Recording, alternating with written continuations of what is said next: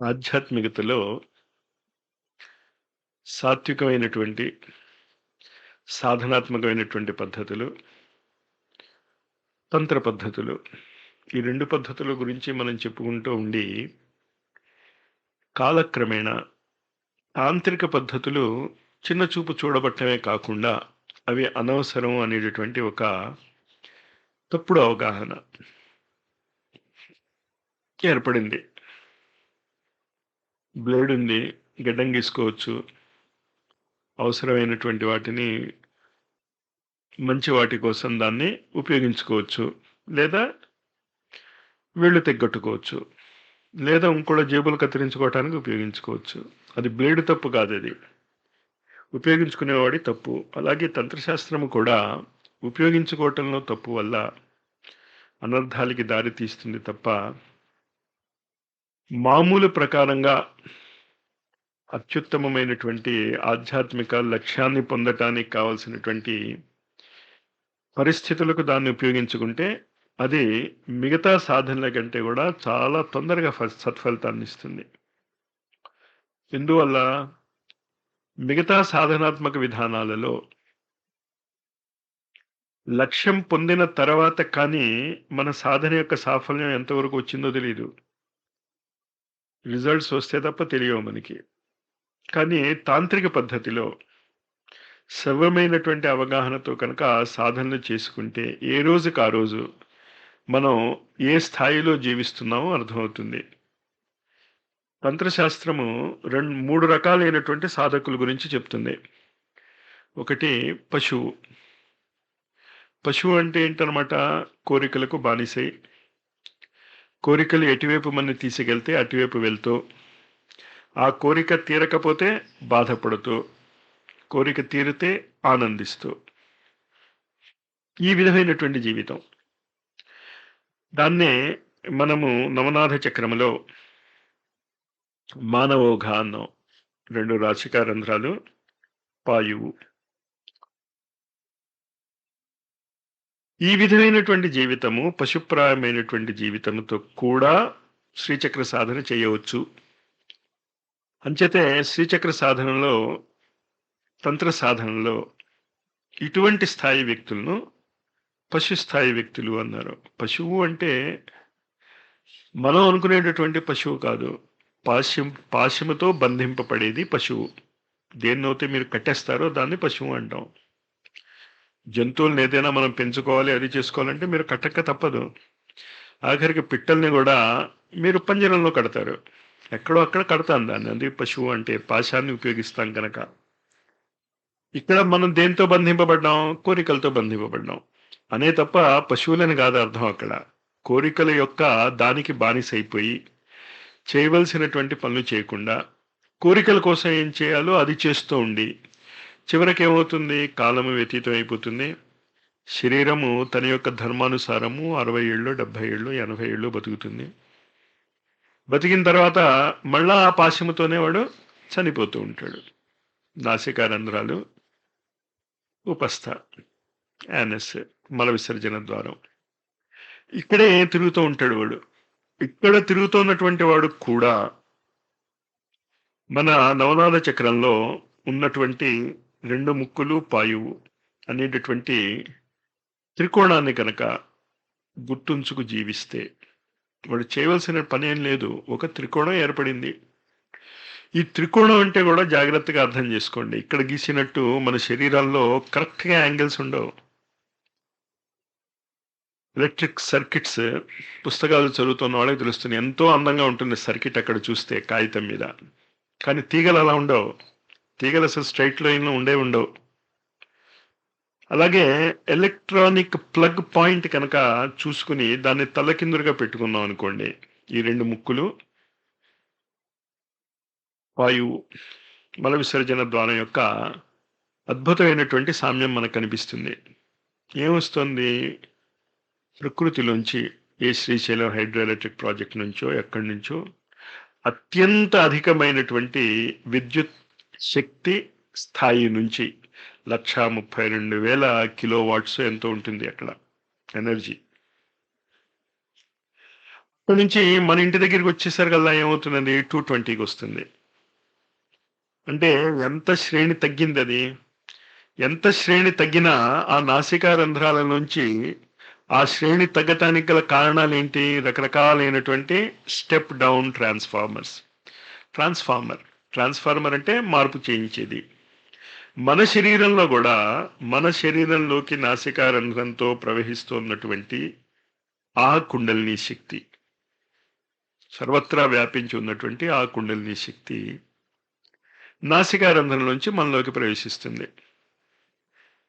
ఇడ, పింగళ, కుడి ముక్కు, ఎడమ ముక్కు ప్రవేశించింది.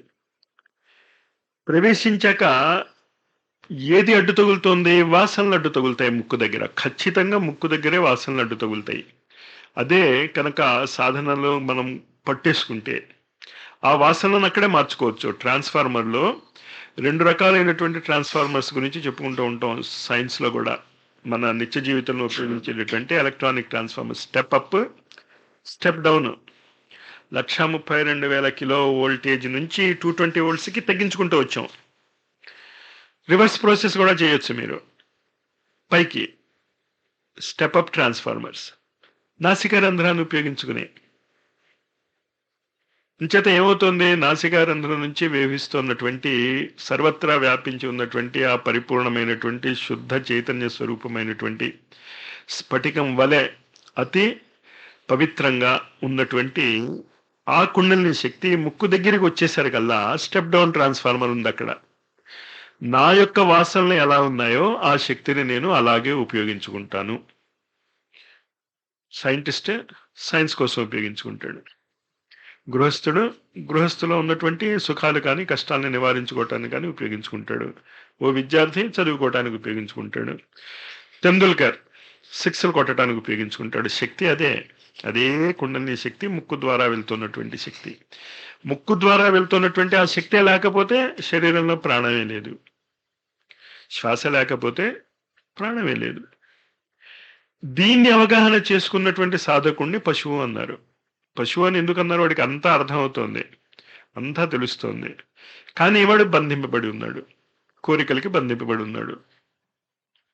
Smoking is injurious to health. నిరంతరం నేను చెప్తూనే ఉంటాను మీకు. ఉదాహరణ కంటికి ఎదురుకుండా కనిపిస్తూ ఉంటుంది, రాస్తూ ఉంటాడు. వాడికి స్వయంగా తెలుసు అది మంచిది కాదని. ప్రపంచంలో ఉన్నటువంటి ప్రతి తెలివి సద్బుద్ధి ఉన్నటువంటి వ్యక్తి ఏం చెప్తాడు అంటే అది మంచిది కాదని.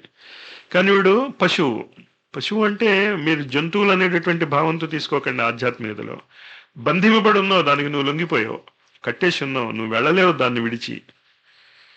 దానికి కారణం ఏంటో మనకి అర్థం చేసుకుంటే, మనం శ్వాస పీలుస్తున్నప్పుడు ఆ శ్వాస ద్వారా వెళ్తున్నటువంటి కుండలిని శక్తి ఎంతవరకు పనిచేస్తోంది? నీ సంకల్ప శక్తిని వృద్ధి చేయటానికి పనిచేయటం లేదు.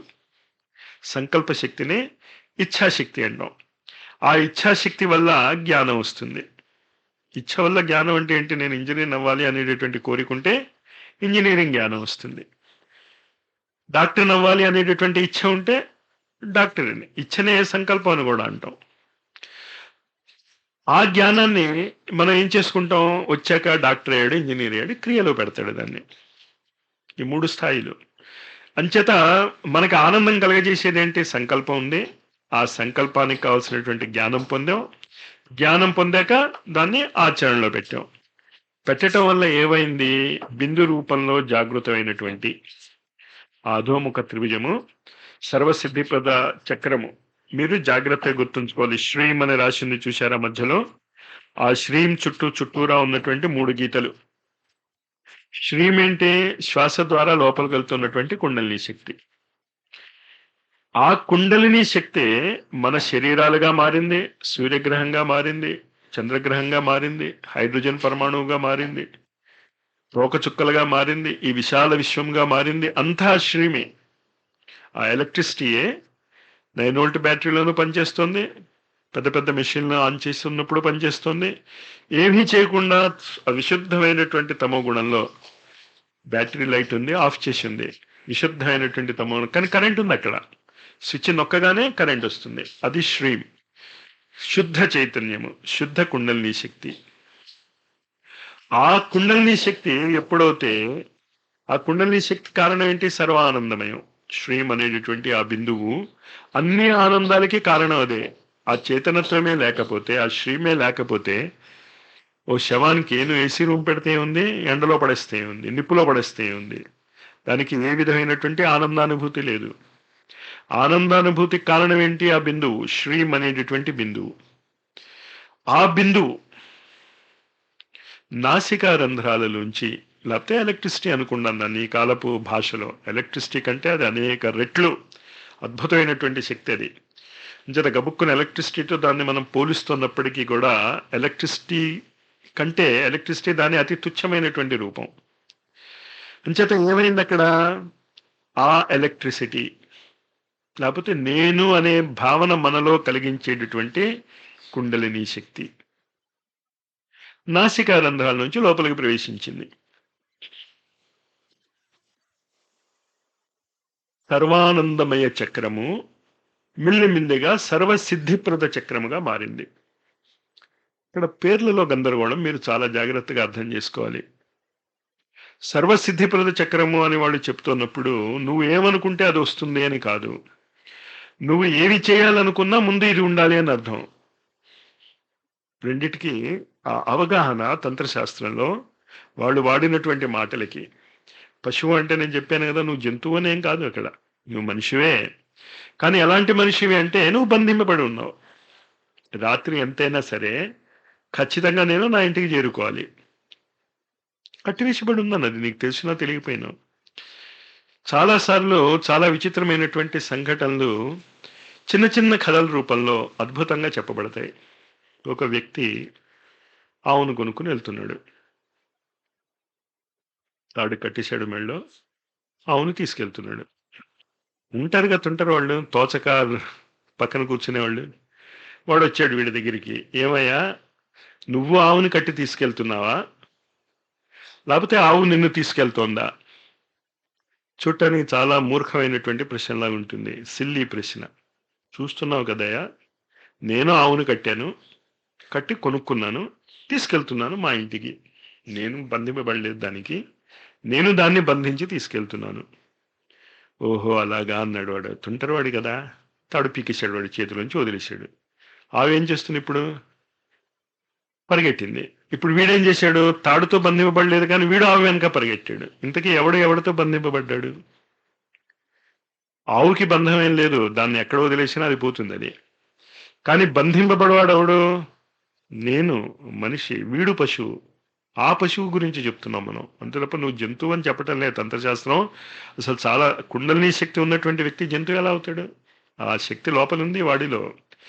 కానీ దాన్ని దేనికి ఉపయోగించుకుంటున్నాడు వాడు? ఈ బంధనాలకు ఉపయోగించుకుంటున్నాడు. అందుకని పశుస్థాయి సాధకుడు. అంచేత ఆ పదాలను మనం మామూలు భాషతో ఉపయోగించుకుంటే చాలా గందరగోళం పడతాం.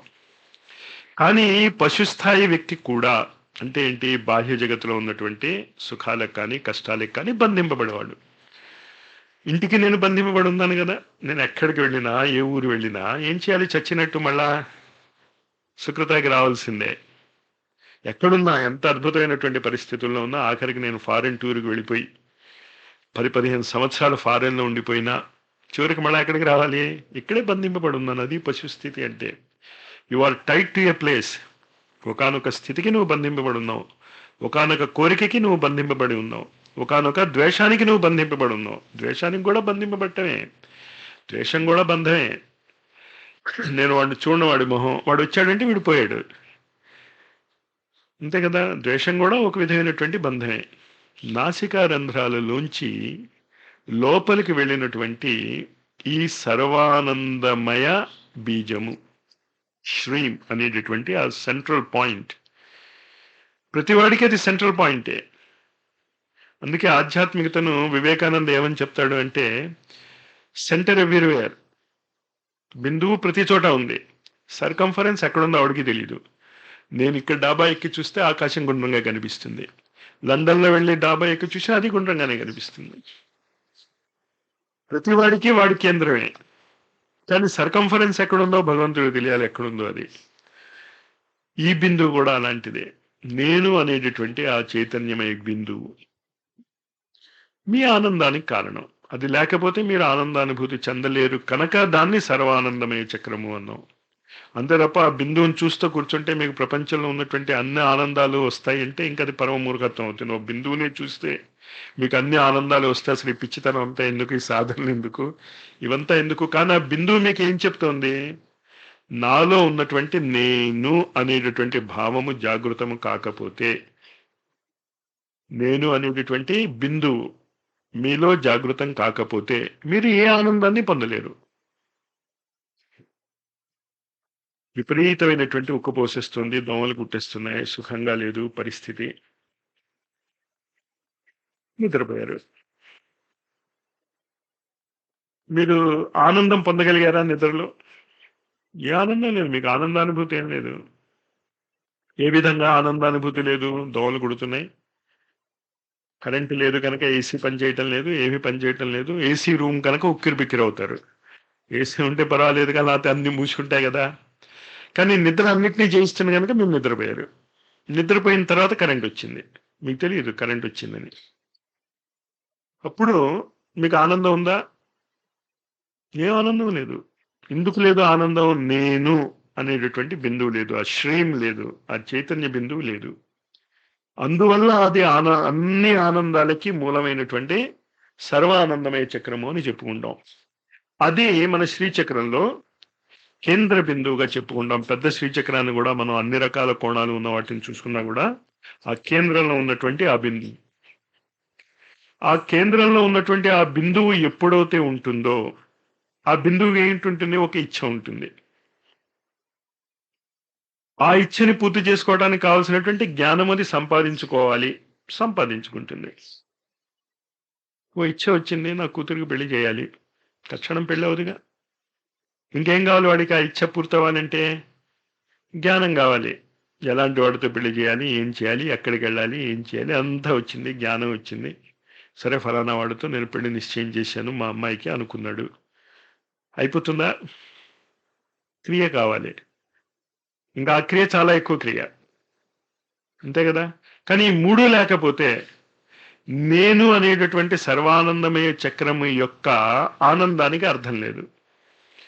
అది ఆ శ్రీం బీజం చుట్టూ ఉన్నటువంటి 3 గీతలు: ఇచ్ఛాశక్తి, జ్ఞానశక్తి, క్రియాశక్తి.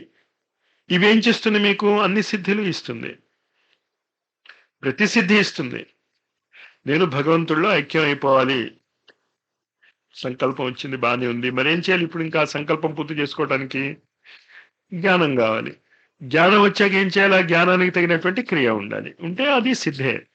అంచేత ఆ 3 గీతలలో మొత్తం ప్రపంచంలో వ్యక్తి ఏ పని చేయాల్సిన ఎలా సిద్ధి పొందగలడు? సిద్ధి అంటే భగవంతుడిలో ఐక్యమైపోవటం కాదు, ఆ కోరికను నెరవేర్చుకోగలిగేటటువంటి పరిస్థితి ఎలా ఏర్పడుతుందో దాంట్లో చెప్పాడు. కానీ ఇచ్ఛాక్రియ జ్ఞాన అని చెప్పి ఊరుకోలేదు వాళ్ళు. సత్వగుణము, రజోగుణము, తమో గుణము, ఇడ, పింగళ, సుషుమ్న, కామేశ్వరి, వజ్రేశ్వరి, భగమాలిని. ఈ పదాల యొక్క నిత్య జీవితంలో అర్థం ఏంటో తెలుసుకోవాలి. ఎలా తెలుసుకుంటాం? సంకల్ప శక్తి వచ్చింది. ఈ సంకల్ప శక్తి వచ్చినంత మాత్రాన నీలో ఏ విధమైనటువంటి జ్ఞానము ఉండదు, క్రియ ఉండదు. సత్వగుణంలో ఉంటావు. సత్వగుణం అంటే సంతులనం, బ్యాలెన్స్. రెండు వైపులా సమానమైనటువంటి బరువులు పెట్టావు, త్రాసు చూస్తున్నావు, ముళ్ళు 0 మీదే ఉంటుంది. ఇక్కడ 50 కేజీలు, ఇక్కడ 50 కేజీలు పెట్టావు, 0 మీదే ఉంటుంది. ఇక్కడ 20 టన్నులు, ఇక్కడ 20 టన్నులు పెట్టావు, 0 మీదే ఉంటుంది. సంతులన. దేని మధ్య సంతులన? జ్ఞానానికి క్రియకి మధ్య సంతులన. అంచేత పశుప్రాయమైనటువంటి జీవితం జీవిస్తున్నటువంటి, పశుప్రాయమైనటువంటి జీవితం అంటే మళ్ళీ గుర్తుంచుకోండి, పశువులు అని కాదు అర్థం అక్కడ. కోరికలకి బంధింపబడవాడు అని. బంధింపబడని వాడు ఎవడు లేడు. ప్రెసిడెంట్ అయినా చచ్చినట్టు వాడు వాడికి ఇచ్చినటువంటి క్వార్టర్స్ లోనే ఉండాలి తప్ప, నేను ప్రెసిడెంట్ ఆఫ్ ఇండియా కదా ఎక్కడ పడితే అక్కడికి వెళ్ళిపోయి రష్యాలో నేను ప్రైమ్ మినిస్టర్ ఇంట్లో ఉంటానంటే ఉండనివ్వరు.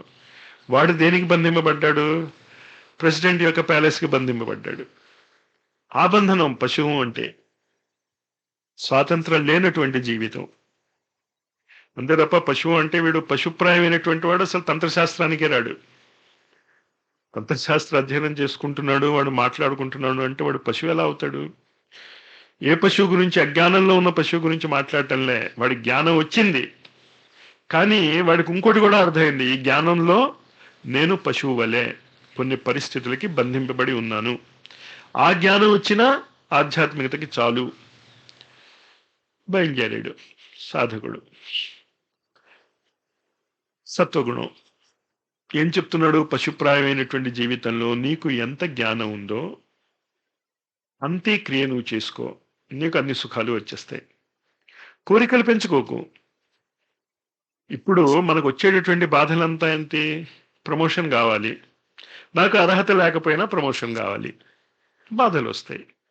అర్హత ఉన్నప్పుడు వచ్చేదవుతే నీకు అసలు బాధే ఉండదు. ఈ కాలంలో ఉండేటటువంటి అన్ని బాధలకి సర్వానందమయ చక్రంలో సత్వగుణం గురించి చెప్తున్నాను నేను. బీజము శ్రీం నుంచి సంకల్ప శక్తి. సంకల్పం అంటే ఇచ్ఛ. నీ కోరికలు నీకున్న జ్ఞానానికి, నీకు చేయగలిగే క్రియకి మధ్య కరెక్ట్ సమతా స్థితి నువ్వు బేరీజు వేసుకోగలిగితే సర్వానందమయ చక్రమే అది, సంతులన, సుషుమ్న. అందుకే దాని పేరు సుషుమ్న నాడి. సుషుమ్న అంటే చాలా అందంగా ఉన్నది అని, అంతే కదా. కానీ నేను వేలుముద్రగానే నాకేమీ రాదు, అయినా కూడా నేను ప్రపంచాన్ని పరిపాలించాలి. ఇప్పుడున్న కోరికలు అవే కదా. మరి గ్యారంటీగా మీకు గందరగోళాలు వస్తాయి. ప్లస్ ఆ ఇచ్ఛ పూర్తి చేసుకోవటానికి, ఆ సంకల్పం పూర్తి చేసుకోవటానికి తగిన జ్ఞానం లేదు కనుక తప్పులు దాళ్ళు తొక్కుతాం. అసలు జ్ఞానమే ఉంటే నీ దగ్గరికి అందరూ వస్తారు. ఇప్పుడు సత్సాయి బాబా, నేను చాలా పెద్దవాడిని, నా దగ్గరికి రండి, మీరు నన్నే పూజించండి, ఆయనే అడగటంలే. మీరు పూజిస్తే ఆయన కాదంటలే. ఆయన కాదన్నా మనం వినంగా. నన్ను పూజించొద్దు బాబోయ్ అన్నాడు అనుకో, మనం వింటామే ఏంటి? అంచేత జ్ఞానము ఉన్నటువంటి వాడి దగ్గరికి మీరేం కోరుకోక్కలే, వాటంతట అవే పరిస్థితులు వస్తాయి. చాలా మంది ఏమడుగుతారంటే, మరి ఏది ఈనాడు ఈ ప్రపంచంలో అలా జరగటం లేదే, నాకు ఆ జ్ఞానం ఉన్నా రాలేదే. Nature is always right. మీకు ఆ పరిస్థితి రాలేదు అంటే మీకు ఆ జ్ఞానం లేదనే అర్థం నేచర్లో చెప్పేది. సున్నితపు త్రాసు పట్టుకున్నాం, బరువులు వేస్తున్నాం. నేను కరెక్ట్గా చూసి ఐన్స్టీన్ అడిగాను, న్యూటన్ అడిగాను, అందరు సైంటిస్టులు అడిగాను, ఈ బరువు సమానం అని చెప్పారు వాళ్ళు. వేశాను, అదేంటిది ఇలా అయిపోయింది, జీరో మీద ఉండలేదు అంటే అర్థం ఏంటి? రెండు బరువులు సమానం కావని ఎవడు చెప్పినా, సమానం కావని ఐన్స్టీన్ కూడా చెప్పాడు.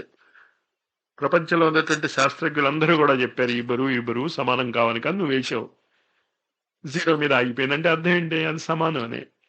అంచేత నేచర్ ఈజ్ ఆల్వేజ్ రైట్. నువ్వేమనుకుంటున్నావు, నువ్వు ఏ విధంగా అనుకుంటున్నావు, నేనేం జీవిస్తున్నాను అని అనుకోకుండా, నాకు ఈ సంకల్పం వచ్చింది, నాకున్నటువంటి జ్ఞానంతో నేను క్రియ చేశాను. సర్వసిద్ధి ప్రతి చక్రం. నీకున్నటువంటి ఇచ్ఛకి తగిన జ్ఞానము, దానికి తగినటువంటి క్రియ నువ్వు చేసుకోగలిగితే నువ్వు ఆనందంగానే జీవిస్తావు. అందుకే చాలా మంది ఆధ్యాత్మిక జగత్తులోకి ప్రవేశించగానే మొట్టమొదటి చెప్పేది అంటే, నాకంటే మిగతా వాళ్ళు ఆనందంగా ఉన్నారని. ఎందుకు నీకంటే మిగతా వాళ్ళు ఆనందంగా ఉన్నారనిపిస్తోంది? మిగతా వాళ్ళు సంతులన స్థితిలో ఉన్నారు, బ్యాలెన్స్డ్ గా ఉన్నారు. వాళ్ళ జీవితాలు ఏవో వాళ్ళు జీవిస్తున్నాయి. వాళ్ళకి నీకు మామూలు కోరికుండా ఆధ్యాత్మిక జీవితంలో నువ్వు మామూలు కోరుకుంటున్నాయంటే, నేను సర్వజ్ఞుడిని అయిపోవాలి, నేను సర్వవ్యాపకుడిని అయిపోవాలి, నేను సర్వసమర్థుడిని అయిపోవాలనే కదా కోరిక. నీకు తెలిసినా తెలియపోయినా ఆధ్యాత్మిక జగత్తులో వచ్చావంటే సంకల్పం బాగానే ఉంది.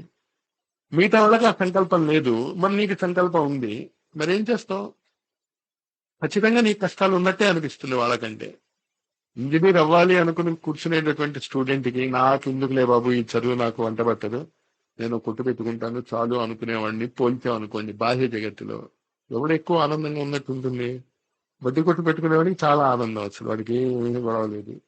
ఇంజనీర్ అవ్వదలుచుకున్న వాడికి అసలు ఏ కాలేజీలో సీట్ వస్తుందో రాదు, వస్తే అక్కడ లెక్చరర్స్ బాగా చెప్తారో లేదో, ఉంటే పుస్తకాలు ఉన్నాయో లేవో, అన్ని గందరగోళాలే. అంచేత సాధనలో మీకు వచ్చేటటువంటి అడ్డంకులు దేనివల్ల వస్తున్నాయి?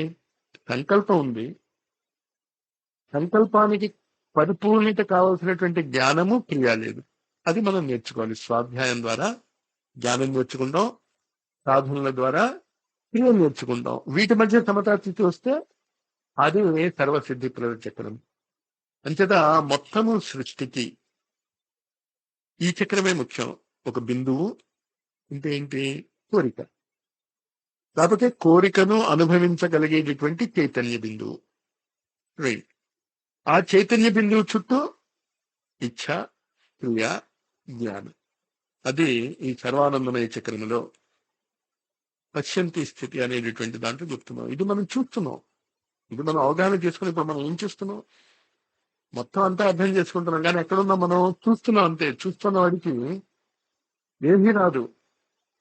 అదే వెంకటేశ్వర అంటే కదా, మైసూర్ మహారాజా వెళ్తున్నట్ట రోడ్లో, నువ్వు చూసావు, ఏమైంది నీకు?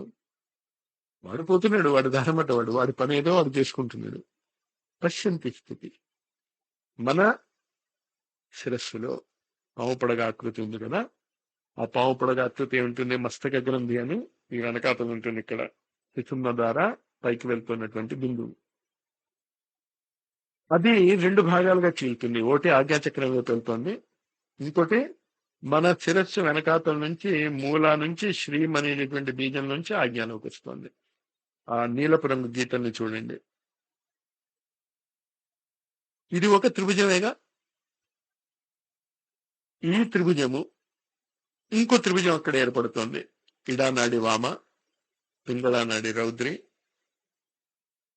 ఈ రెండింటినీ కలిపేటటువంటి మూలానాడి సుషుమ్న.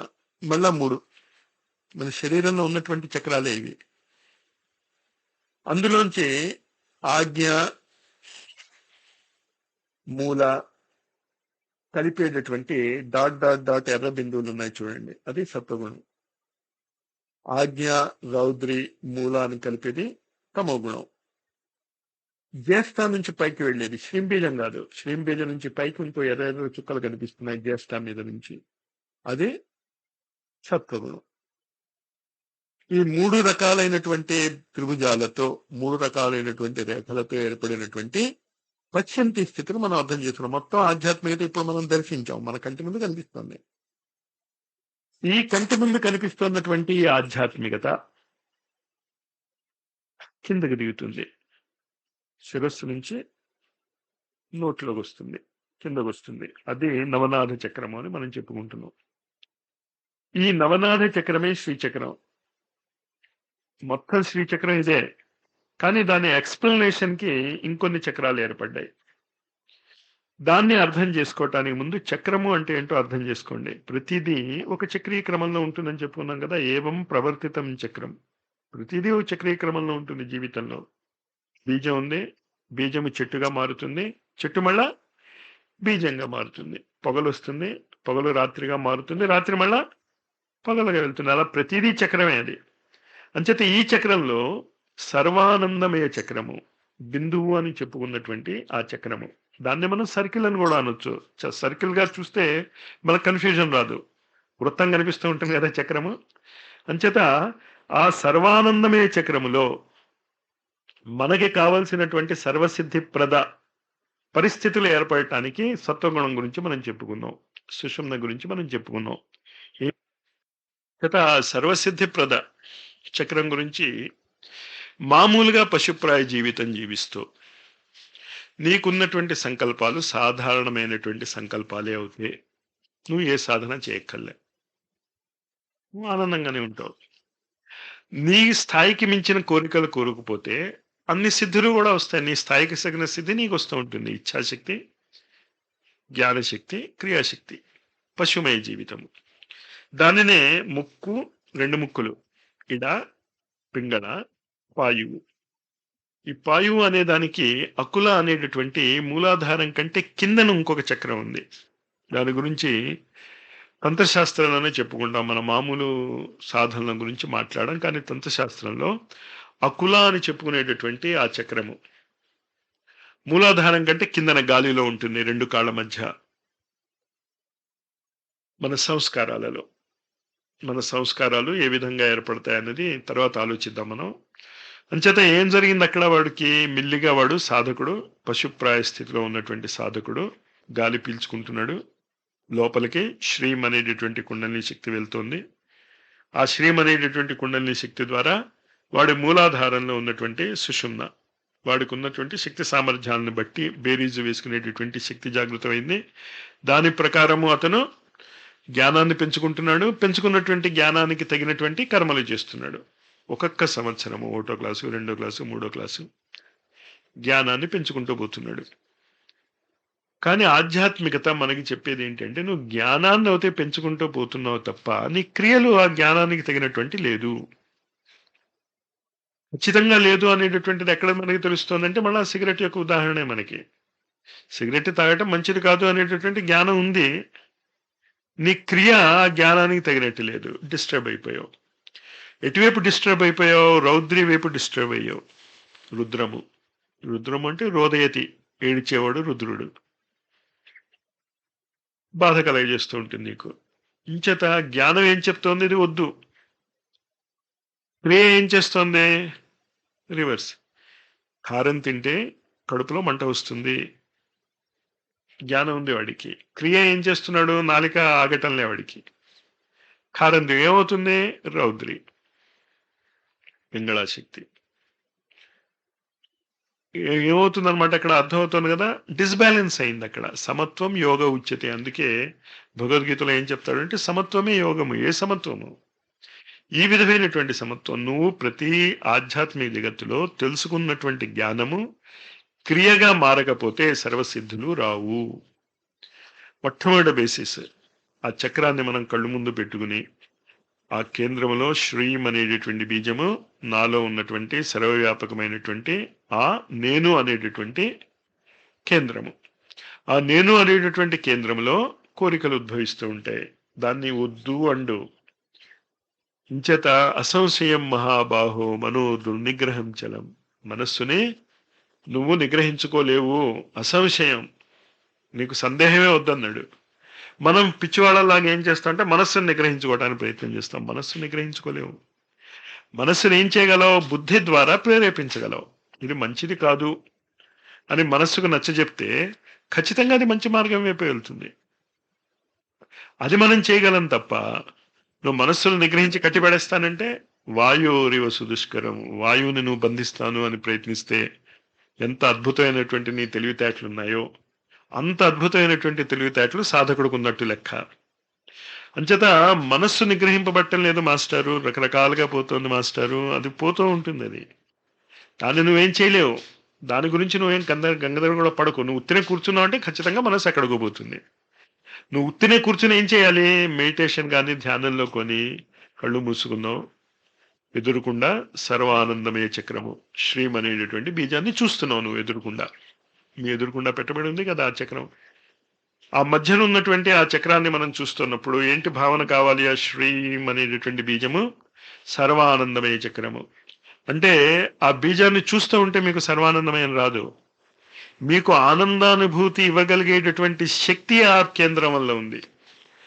ఆ కేంద్రమే మనలో లేకపోతే, నేను అనేటటువంటి కేంద్రమే నాలో లేకపోతే ఏ ఆనందము నాకు లభించదు. కానీ ఆ ఆనందం లభించడానికి ఏం కావాలి? ఇచ్ఛా క్రియా జ్ఞానం మధ్య సామ్యము ఉండాలి. త్రిభుజం ఏర్పడాలి. ఒకదాన్ని ఒకటి లింక్ చేసుకుని ఉండాలి, పెనవేసుకుని ఉండాలి. ఇప్పుడు ఏమైపోతుంది సంకల్పం? నేను 5 గంటల సేపు ఈ సాధనా శిబిరంలో స్వాధ్యాయం చేసుకోవాలి అనుకుందాం. సంకల్పం బాగానే ఉంది. కానీ ఏ పుస్తకం చదవాలి?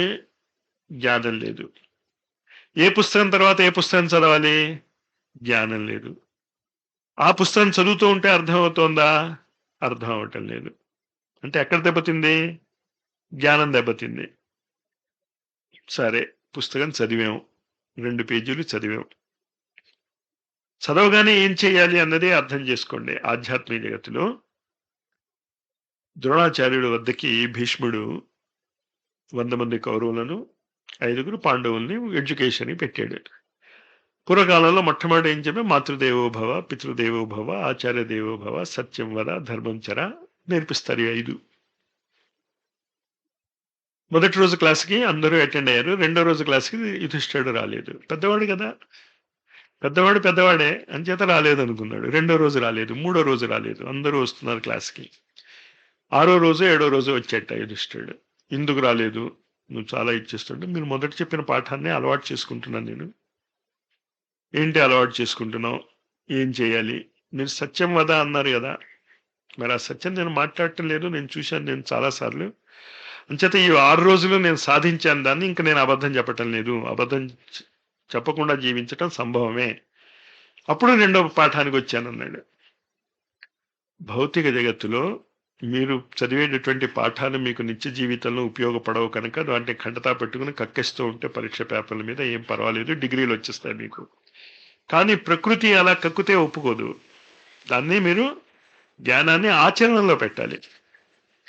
అంచేత మీరు చదివినటువంటి స్వాధ్యాయాన్ని ఆచరణలో పెట్టుకోండి. ఆచరణలో పెట్టుకోవటానికి తంత్రశాస్త్రము ఒక అద్భుతమైనటువంటి ఫార్ములా ఇస్తుంది. ఏంటా ఫార్ములా ఇస్తుంది? నువ్వు చేస్తున్నటువంటి ఆచరణ మనస్ఫూర్తిగా చేస్తూ దాని ఫలితాలను కనుక నువ్వు పట్టించుకోకపోతే నువ్వు ఆనందంగానే ఉంటావు. కోరిక వల్ల ఫలితాలు వచ్చాయా లేవా అని చూసుకోవటం వల్ల కదా నీకు కష్టంగా ఉంది. నువ్వు పట్టించుకోకు. ప్రకృతి ఇస్తుంది ఇవ్వాల్సినటువంటి ఫలితం. నాకు ఇష్టం ఉందా లేదా, నేను కుంపటి మీద అన్నం పెట్టేసి మర్చిపోయాను, ఇంకా నీకు నచ్చినా నచ్చకపోయినా గ్యారంటీగా అది మాడిపోతుంది. మార్చాలి అని అనుకోక్కర్లే నువ్వు.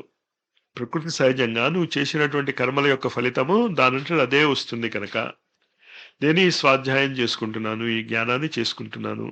ఆ జ్ఞానాన్ని నాకు చేతనైనంత అంటే మళ్ళీ నేను చెప్తున్నాను, చేతనైనంత దక్షిణ ఇవ్వండి సార్ అంటే అర్థం ఎంత తక్కువ ఇస్తామని కాదు, మీరు ఎంత ఎక్కువ ఇవ్వగలరో మ్యాక్సిమం. ఎంత ఎక్కువ ఇవ్వగలరు మన స్థాయిని బట్టి. ఒకడు 100 రూపాయలు ఇవ్వగలడు, ఒకడు 2000 ఇవ్వగలడు, ఒకడు 10,000 ఇవ్వగలడు. మీ మ్యాక్సిమం స్థాయి చూసుకోండి. అంచేత క్రియ ఏముండాలి? మీ మ్యాక్సిమం. ఆచరణ గురించి మాట్లాడుతున్నాం మనం, దక్షిణ గురించి మాట్లాడటంలే. జ్ఞానముతో వచ్చినటువంటి ఆచరణ మీరు మ్యాక్సిమంగా చేసి ఫలితాన్ని ప్రకృతికి వదిలేయండి. మీరు ప్రకృతికి వదిలినా వదిలేయకపోయినా జరిగేది అంతే. ప్రకృతికి వదిలిస్తే పశుప్రాయంలో ఉండవు నువ్వు. పశుప్రాయం అంటే అర్థమైంది కదా, బంధింపబడి ఉండవు. అటువంటి సాధకుడు స్థితి పైకెక్కుతుంది కొంచెం. దాన్నే వీర అని తంత్ర జగత్తులో పిలుస్తారు. సాధకుడు వీర స్థితిలో ఉన్నాడు అని. అంటే ఏంటి? సాధించడానికి ఇంకా యుద్ధం మొదలెట్టాడు వాడు. దాన్నే ఈ నవనాథ చక్రంలో 2 కన్నులు ఉపస్థగా చూపించాం. ఇండిగో కలర్ కింద వైపే ఉంది ఇంకా త్రిభుజము. ఇంకా మనం భౌతిక జగత్తు వైపుకే ఆకర్షింపబడుతున్నాం. మనం భౌతిక జగత్తులకే వాపిస్తాం, కానీ దర్శనం చూస్తున్నాం అంతే. చూస్తున్న వాడికి బాధే ఉండదు కదా. సినిమాలో హీరోలు అందరూ బాధేసుకుంటుంటే ఓహో ఆహా అంటాను తప్ప మీకేం బాధ వేయదు. అంచేత 2 కన్నులు ఉపస్థ కింద వైపుకే వెళ్ళేటటువంటి ఆ చక్రము కూడా సర్వసిద్ధిప్రద చక్రమే. శ్రీము సర్వసిద్ధిప్రద చక్రము. కానీ ఈ సర్వసిద్ధిప్రద చక్రం ఏం చెప్తోంది? పశు ప్రవృత్తిలో నేను ఉండను, దర్శకుడుగానే నేను ఉంటాను, సాక్షిభావంగానే నేను ఉంటాను. కానీ సాక్షిభావంతో ఏం చేస్తూ ఉంటాను? నా సంకల్పాన్ని చూసుకుంటూ ఉంటాను. నా సంకల్పానికి తగిన జ్ఞానాన్ని నేను పొందుతున్నానా లేదా అనేటటువంటి దృష్టి ఉంచుకుంటాను. ఆ జ్ఞానానికి తగినటువంటి ఆచరణ చేస్తున్నానా లేదా అనేటటువంటి దృష్టి ఉంచుకుంటాను.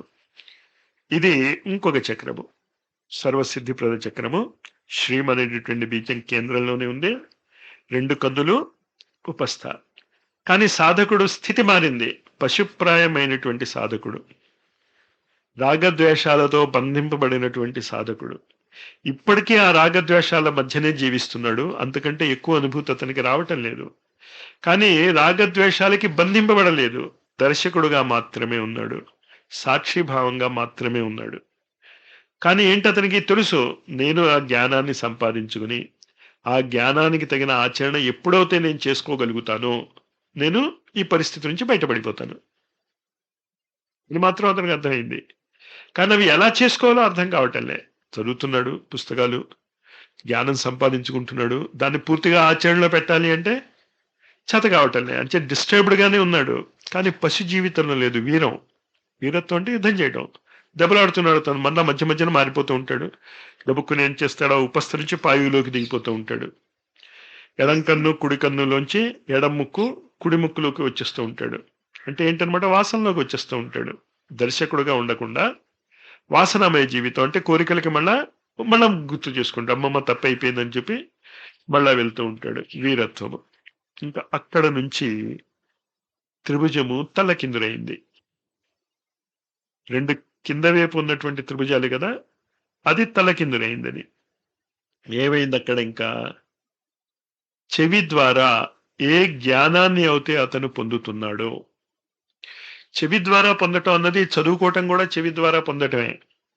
అక్షరాలు మనం రాసిన అక్షరాలు కాదు, ఇది మన జ్ఞానం కాదు. ఎవడో చెప్పాడు. ఆ చెప్పింది ప్రింట్లో ఉన్నాయి, పశ్యంతి స్థాయిలో ఉన్నాయి. అక్షరాలు పశ్యంతి స్థాయిలో ఉన్నటువంటి జ్ఞానమే కదా. ఆ రచయిత ఏది దర్శించాడో దాన్ని రాశాడు అక్కడ. ఆ రాసిన దాన్ని మనం వినం, ఆచరణలో పెట్టాం. వింటే అంటే, నేను చెప్పినట్టు వింటే అంటే అర్థం ఏంటి? విని ఊరుకోమనా? ఆచరణలో పెడతామని కదా. నేను చెప్పినట్టు వింటావా అని అడుగుతాడు. వింటూనే ఉన్నాడుగా. వింటే సరిపోదు. వింటే అంటే అర్థం ఏంటి? ఆచరణలో పెడితే దివ్యౌఘ, దివ్యత్వం ఆటోమేటిక్గా వస్తుంది. అంచేత 2 చెవులు ఆచరణలో పెట్టాడు అంటే ఏంటి? వాడి వాక్ కూడా వాడి అనుభూతినే చెప్తుంది. వాక్లో మనం మాట్లాడిస్తే సరిపోదు, లెక్చర్లు బాగానే ఇవ్వగలుగుతాం. కానీ వాక్ అనేటటువంటి పదం పైన ఎక్కడెందుకు పెట్టాడు అంటే, చెవి ద్వారా నువ్వు విన్నటువంటి శృతిని నువ్వు గుర్తుంచుకుని, స్మృతిని, నీ అనుభూతి కూడా ఇదే అని చెప్పగలిగితే నోటితో నువ్వు ఎప్పుడు చెప్పాలి అవును ఇది కరెక్టే అని? నీ అనుభూతిలో కూడా అది వస్తే, నీ అనుభూతిలోకి అది వస్తే. ఆచరణ చేస్తున్నావు. గాయత్రి మంత్రం నేను చేస్తున్నాను, మనందరం చేస్తున్నాం. శ్రీనాథ్ శర్మ ఆచార్య చేసాడు. కానీ ఆయన అనుభూతి మన అనుభూతి ఒకటి కాదు. అంచేత ఆ వాక్కు మన నుంచి రాదు.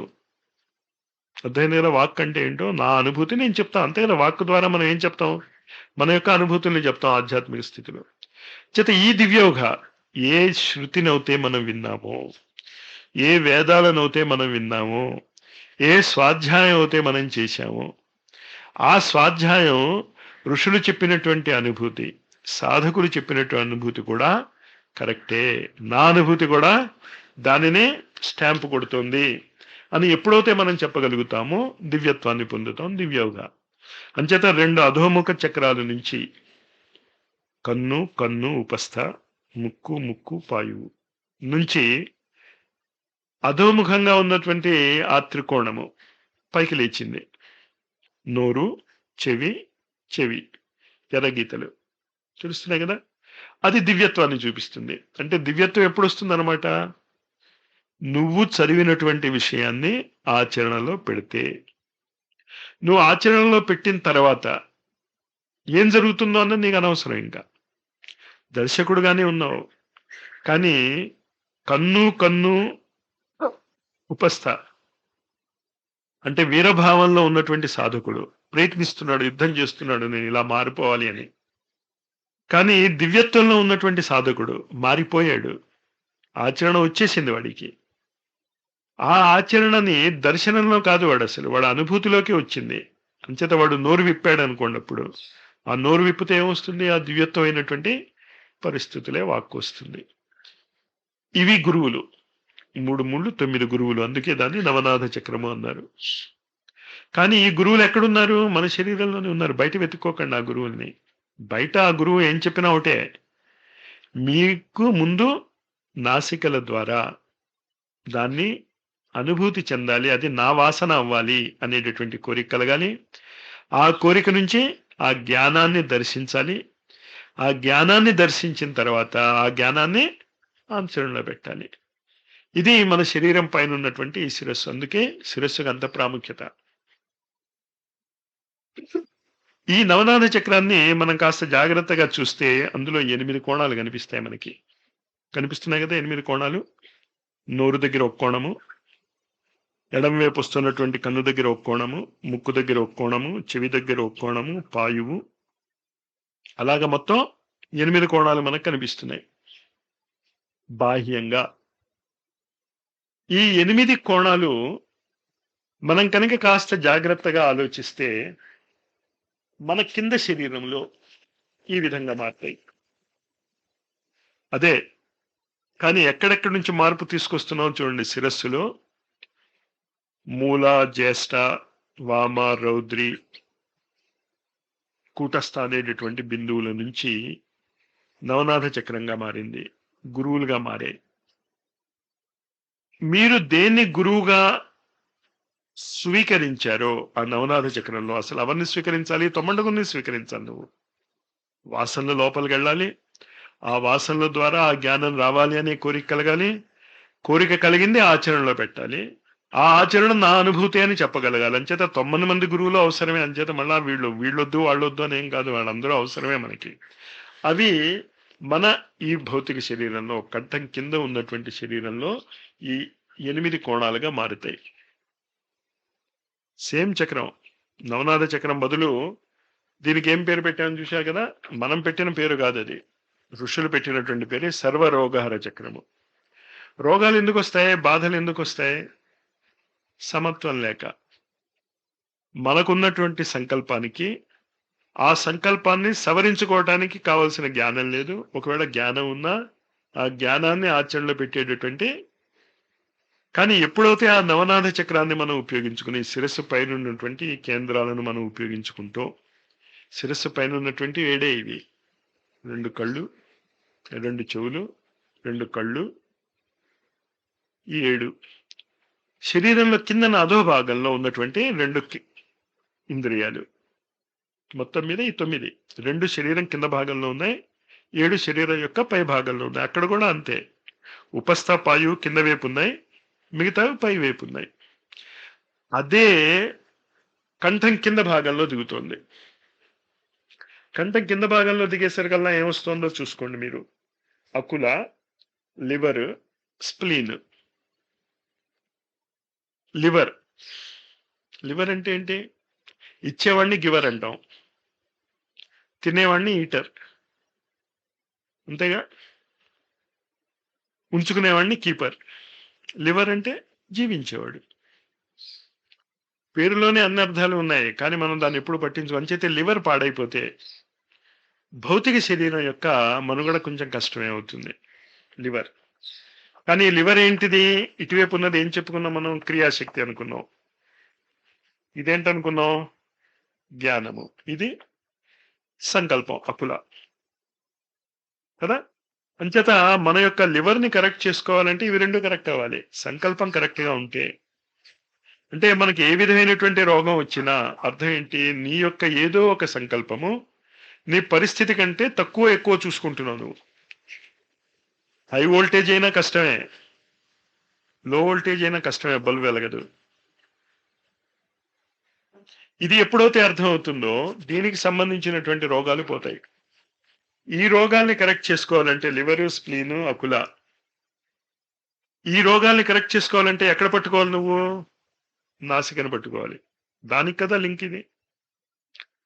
ప్రాణాయామం. అంచేత తర్వాత క్లాసుల్లో మనం ప్రాణాయామం గురించి చాలా తీవ్రంగా చర్చించుకోవాల్సి వస్తుంది. ఎందుకంటే అది లేకపోతే ఈ చక్రాన్ని పట్టుకోలేము, ఇది పట్టుకోకుండా పై చక్రాలకు వెళ్ళలేము. అంచేత లివర్, స్ప్లీన్, అకుల. అంచేత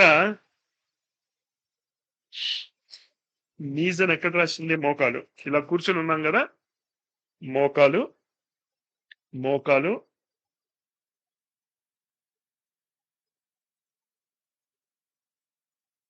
విశుద్ధి ఇక్కడ. దీన్ని మనం కరెక్ట్ చేసుకోగలిగితే ఇది ఆటోమేటిక్ గా కరెక్ట్ అయిపోతుంది కదా.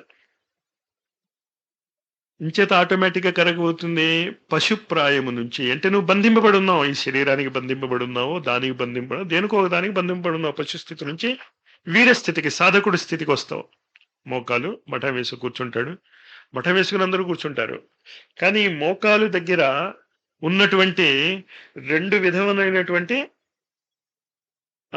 బిందువులు. ఏంటా 2 విధమైనటువంటి బిందువులు? మోకాలు కర్మేంద్రియం. దేని యొక్క కర్మేంద్రియం? మోకాలు. కాళ్ళు కన్ను యొక్క. ఇంతగా మోకాళ్ళు, కాళ్ళు అగ్నిచత్వం యొక్క కర్మేంద్రియం. అంచేత నీ ఆచరణ నేను కరెక్ట్ చేసుకుంటాను అని చేతులు పెడతాడు ఇక్కడ. చేతులు దేని యొక్క కర్మేంద్రియం? శ్వాస యొక్క కర్మేంద్రియం. అంచేత నా యొక్క శ్వాస ద్వారా, చేతుల యొక్క కర్మేంద్రియం ద్వారా ఈ కాళ్ళ యొక్క ఆచరణను నేను మార్చుకోగలగాలి. ఆ లింక్ మర్చిపోయాం, ఆ జ్ఞానం లేదు. అంచేత మీరు ఎంతసేపు అలా కూర్చుంటే ఏం లాభం? కానీ దీంతో చేస్తే ఏమవుతుందని చెప్తున్నాడు? నోరు, విశుద్ధి, కంఠము. కంఠం అంటే ఏం చెప్పుకున్నావు ఇందాక? దివ్యత్వంలో నీ అనుభూతిలోకి వస్తుంది అది. అంచేత నువ్వు ఎక్కడా కదలకుండా కేవలము ఆ విధంగా కూర్చునే నువ్వు ఆ అనుభూతిలోకి తెచ్చుకోగలవు. ఎప్పుడు తెచ్చుకోగలవు? శ్వాస ద్వారా నీ చేతులు శ్వాస యొక్క కర్మేంద్రియం. ఆ శ్వాస యొక్క కర్మేంద్రియాన్ని దేనికి కలుపుతున్నాం మనం? మోకాళ్ళకు కలుపుతున్నాం. మోకాళ్ళు ఏంటి? అగ్ని. మరి విసిరికర పెట్టి విసిరితే అగ్ని ఏమవ్వాలి? మరి నువ్వు సాధన చేసిన తర్వాత బయటకు వచ్చాక నీ ఆచరణ ఎలా ఉండాలి? ఇంకా తీవ్రంగా ఉండాలి. కానీ సాధన చేశాను కనుక సెలవు పెట్టేసి పడుకుంటాను అన్నాం అనుకో, దెబ్బతిన్నా. అక్కడ సాధన కరెక్ట్గా జరగలే. ఎందుకు కరెక్ట్గా జరగలేదు అంటే ఇక్కడ కరెక్ట్గా జరగలే, దృష్టి కరెక్ట్గా లేదు. అంటే ఏంటి? వీరత్వాన్ని తెచ్చేటటువంటి, సాధకత్వాన్ని తెచ్చేటటువంటి గురువులు కరెక్ట్గా లేరు. ఎవరా గురువులు? బ్రెస్ట్. 2 హృదయం. అదేగా నేను అని చెప్పుకుంటున్నాం. ఏ హృదయము ఈ మూలాధారము అంటే జననేంద్రియము. జననేంద్రియము అంటే కేవలం యూరినరీ ఆర్గన్ అని కాదు. ప్రజాపతి అంటే ఏంటి? సృష్టిని సాధించగలిగేటటువంటి వ్యక్తి. అంచేత ఏం చేయాలి? మన శ్వాస లోపలికి వెళ్తుంది. ఎక్కడికి వెళ్తుంది? లోపలికి వెళ్ళాక ఊపిరితిత్తుల్లోకి వెళ్తుంది. ఈ ఊపిరితిత్తుల నుంచి వెళ్ళినటువంటి శ్వాస వల్ల ఏది శుద్ధి అవుతుంది? నెత్తురు శుద్ధి అవుతుంది, హార్ట్. ఆ శుద్ధపడినటువంటి నెత్తురు ఎప్పుడైతే మన శరీరం అంతా ప్రవహిస్తుందో, దాన్ని మీరు గమనించుకోగలుగుతారో, అదే ఏం చేస్తుంది మనకి? ఈ 2 కళ్ళు ఉపస్థ, సాధకుడి యొక్క దృష్టి. ఆ సాధకుడి యొక్క దృష్టి మారాలి అంటే మన నెత్తురు మారాలి. అందుకే మనం ఏం చెప్తూ ఉంటాం? అదే నా నెత్తురులో ఉందంటాం. నేను తప్పించుకోలేను, నన్ను అలవాటు పడిపోయినది, ఇంకా నా నెత్తురులోనే అది ఉంది. మాటలు కరెక్ట్గానే వాడతాం, కానీ ఎందుకు వాడుతున్నామో మనకి తెలియదు. తంత్రశాస్త్రం అంతా కూడా మనం మాటల్లో మాట్లాడుతూనే ఉంటాం. అంచేత ఈ కిందన ఉన్నటువంటివి కూడా దేనికి ఉపయోగపడతాయి? అన్ని రోగాలను, ఏ రోగాలు? భౌతికమైనటువంటి రోగాలు చాలా సింపుల్. మానసిక జాడ్యాలు, మానసికమైనటువంటి కాంప్లెక్సెస్ చాలా ఉంటాయి మనలో. వాటన్నిటినీ కూడా ఈ విధమైనటువంటి సాధన, ఈ విధమైనటువంటి భావన తీసివేస్తుంది కనుక దీన్ని సర్వరోగహర చక్రము అన్నాం. కానీ వీటన్నిటికీ బేసిస్ ఏంటి? నాసికా రంధ్రాలు. ఇంకా అక్కడి నుంచి స్టార్ట్ అవుతుంది మొదటి గురువులు. ఆ నాసికా రంధ్రాల నుంచి 2 కన్నుల్లోకి వెళ్తాం, 2 కన్నుల్లోంచి 2 చెవుల్లోకి వెళ్తాం. మన కిందన ఉన్నటువంటి దానికి వెళ్తే ఎక్కడికి వెళ్తున్నాం? మొట్టమొదట మనం లివర్, స్ప్లీన్ కిందన, దాని తర్వాత బ్రెస్ట్, దాని తర్వాత మోకాళ్ళు, విశుద్ధి. ఇది అర్థం చేసుకోండి. అంచేత మనం ఏం చేసుకున్నాం? ఇప్పుడు 3 చక్రాల గురించి చాలా స్పష్టమైనటువంటి అవగాహన చేసుకున్నాం. ఈ అవగాహన నిరంతరం మనం గుర్తుంచుకుంటే శ్రీచక్రంలోకి వెళ్ళిపోయినట్టే. బిందువు సర్వానందమయ చక్రము, అన్ని ఆనందాలకి కేంద్రము. బిందువు చుట్టూరా ఉన్నటువంటి త్రిభుజము సర్వసిద్ధిప్రద చక్రము. కానీ అది ఎటువైపు ఉంది? కింద వైపుకుంది. మన దృష్టి ఎప్పుడు కూడా ఏంటి? నేను జపం చేశాను కదా, నా రోగం పోయిందా లేదా? నేను జపం చేశాను కదా, నాకు ప్రమోషన్ వచ్చిందా లేదా? కింద వైపుగా ఉంది, అధోముఖంగానే ఉంది. ఇంకొక స్టెప్ వెళ్ళగలుగుతాడు, సర్వరోగహర చక్రము. ఏమవుతుంది? కిందనున్నటువంటి 2 చక్రాలు మెల్లిగా పై వైపుకి రివర్స్ అవుతున్నాయి. ఇంకా వాడు ఉచ్చ స్థితిలో ఋషులు చెప్పినటువంటి ఆనందానుభూతి కోసం నేను చేస్తున్నాను తప్ప ఈ భౌతిక జీవితంలో చేసేటటువంటి సాధనల కోసము, ఫలితాల కోసము నేను చేయటం లేదు. కానీ తమాషా ఏంటి అంటే పెద్ద దాంట్లో చిన్నవన్నీ ఉంటాయి. బిఏ డిగ్రీ చదివామంటే ఆటోమేటిక్గా నీకు ఇంటర్మీడియట్ 10th క్లాస్ ఉందనే. ఎంఏ చదివామనుకో, స్ట్రైట్ 1 సిట్టింగ్ ఎంఏ చదివేసావు నువ్వు.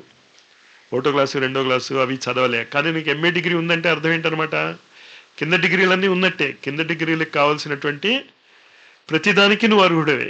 అంచేత ఎప్పుడైతే మనం ఆ దివ్యవుగా చెవులను, లేకపోతే మోకాళ్లను, నోరును, లేకపోతే విశుద్ధ చక్రాన్ని ఎప్పుడైతే మనం ఉపయోగించుకోగలుగుతామో, మన యొక్క పశుప్రాయమైనటువంటి సాధక ప్రవృత్తి ప్రాయమైనటువంటి కోరికలన్నీ తీరటమే కాకుండా ఏ విధమైనటువంటి రోగాలు లేకుండా, రోగాలు అంటే ఏంటి? మార్గానికి అవరుద్ధాలు, అవి లేకుండా మనం జీవించగలుగుతాము అన్నది శ్రీచక్రం యొక్క ఈ 3 చక్రాలు.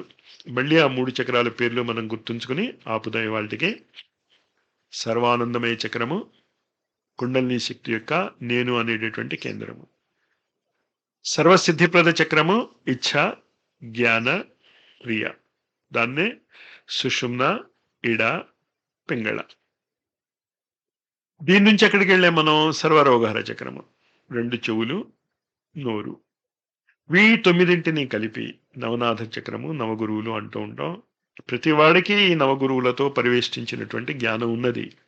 ఈ 9 గురువులు ఉన్నారు. కానీ వాళ్ళ యొక్క గురుత్వాన్ని మనం స్వీకరించాలి. ఇంద్రియాలకి బానిసం అయిపోకుండా. ఇవన్నీ ఇంద్రియాలేగా. ఇప్పుడు చెప్పుకున్నటువంటి గురువులందరూ ఆ ఇంద్రియాల యొక్క గురుత్వాన్ని, అందుకే ఏం చెప్తాం, నేచర్ ఈజ్ ఆల్వేజ్ రైట్ అన్నాక ప్రకృతి మనకి ఏం పాఠం నేర్పుతోందో మనం నేర్చుకుందాం. జూలై నుంచి మనం పెట్టిన సాధన క్యాంపులో శ్రీచక్రమే చెప్పుకున్నాం. ఏ యాంగిల్లో చెప్పుకోలేదు.